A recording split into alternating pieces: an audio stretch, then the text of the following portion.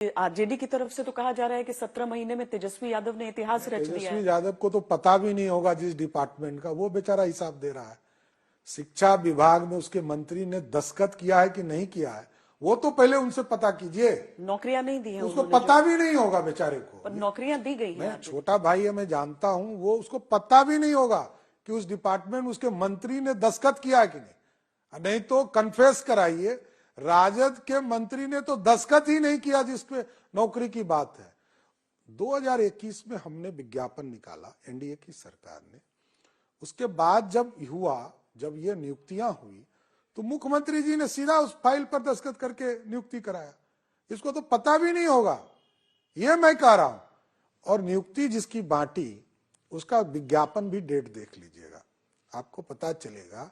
कोई 21 में निकला था, कोई 19 में निकला था, कोई 20 में निकला था, कोई 22 में निकला। आरजेडी कहती है कि लालू परिवार से भारतीय जनता पार्टी इतनी डरी हुई है कि ईडी का इस्तेमाल, सीबीआई का इस्तेमाल उनके खिलाफ किया जा रहा है। लालू जी इकलौता मुख्यमंत्री रहे हैं जो अपने राष्ट्रीय अध्यक्ष थे, उनके पार्टी के प्रधानमंत्री थे, तब से वो जेल जा रहे हैं। इसलिए ये कहां से प्रश्न उठाते हैं। और जिस व्यक्ति के नेतृत्व में वो काम कर रहे हैं, राहुल गांधी जी के, वही तो है जिन्होंने ऑर्डिनेंस फाड़ा और अब लालू जी मुखिया भी नहीं बन सकते। तो भाई ये पहले तो उनको जवाब देना चाहिए ना कि जनता दल की सरकार में वो जेल गए, सीबीआई तब से उनके पीछे है। और आज यदि जब लालू जी मुख्यमंत्री बने तो चारा खा गए, रेल में गए तो नौकरी खा गए, तो ये तो पूरा देश जान रहा है। आप कह रहे हैं कि पार्टी लालू यादव ही संभाल रहे हैं, तेजस्वी नहीं कर रहे हैं। तेजस्वी है कौन? सिर्फ उत्तराधिकारी है, नथिंग एल्स। उसका क्या दायित्व है ये तो बता दें, कौन काम किया हो। सिर्फ एक व्यक्ति, सिर्फ लालू प्रसाद जी, नथिंग एल्स। और उनकी बेटी ने बहुत अपनी नाराजगी जाहिर की थी सोशल मीडिया से। स्वाभाविक है। नहीं बेटी आप लोगों पर नाराजगी स्वाभाविक है। श्वेता जी, किसी के पिताजी पर किसी की सरकार, भाई का सरकार चला जाए तो बहन को दुख होगा ना।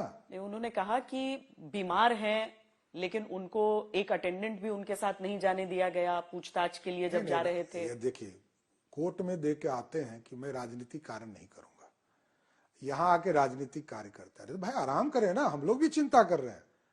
कोर्ट ने, इसी सरकार के कोर्ट ने इनको इलाज कराने के लिए सिंगापुर भेजा। ऐसा नहीं है कि नहीं भेजा।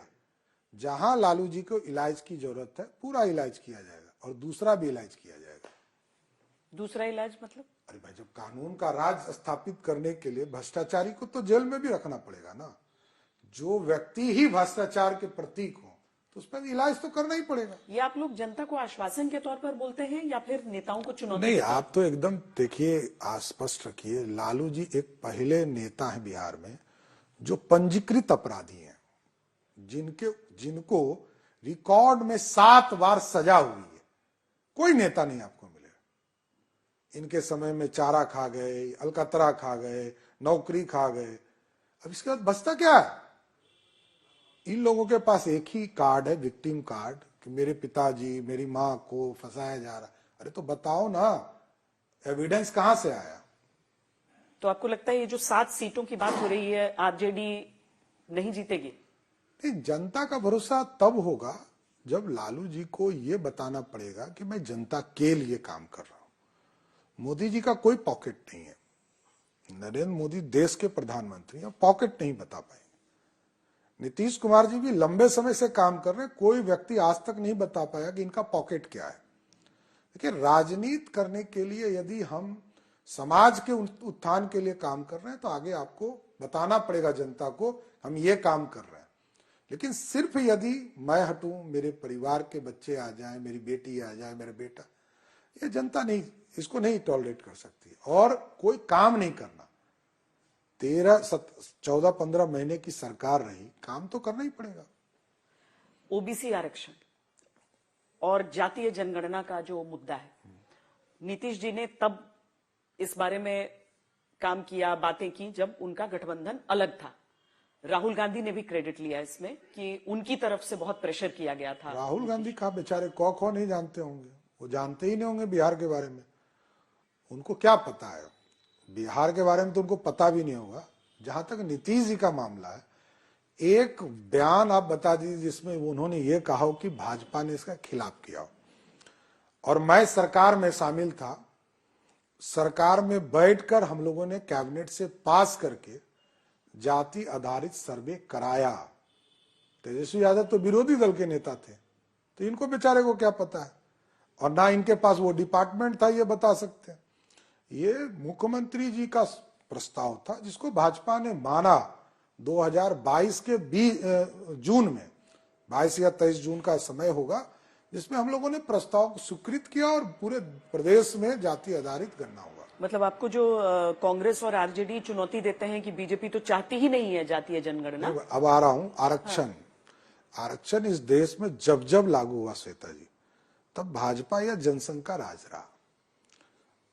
1952 में चलता हूं, डॉक्टर श्यामा प्रसाद मुखर्जी सरकार में मंडल कमीशन, लालू यादव जी क्या थे उसमें, सिंपल एमपी, 143 मात्र सांसद हुआ करते थे बीपी सिंह जी के पास, और 84 सांसद भाजपा का।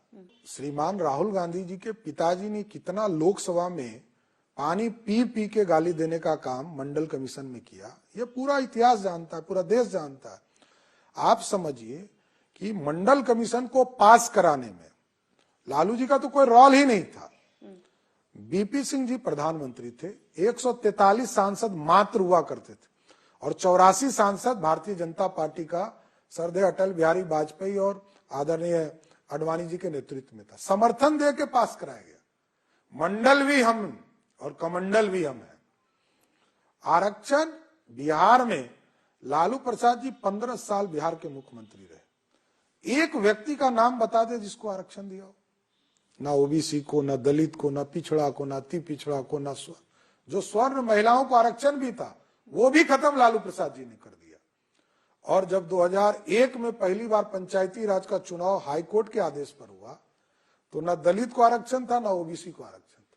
लालू जी बोलते बहुत अच्छे हैं, करते कुछ नहीं है। नहीं तो प्रधानमंत्री ये क्यों कहते हैं कि देश में केवल दो जातियां हैं, अमीर और गरीब? नहीं, एकदम ठीक कर रहे हैं। देखिए अब इस देश में, क्योंकि आप देखेंगे नरेंद्र मोदी जी ने इसको प्रूफ किया, पहले दलित और एसटी समाज के लोगों को आरक्षण मिला, फिर ओबीसी को आरक्षण मिला, फिर ईबीसी को आरक्षण प्रदेश में मिला, फिर स्वर्ण के जो गरीब हैं जिसको कोई आरक्षण इस देश में नहीं, वैसे वर्ग को भी आरक्षण प्रधानमंत्री ने दिया। इसके बाद लगा कि जब अब देश में तो सिर्फ गरीबी बचा है, तो गरीब ही इस देश का आरक्षण होना चाहिए, इसमें कहीं दो मत।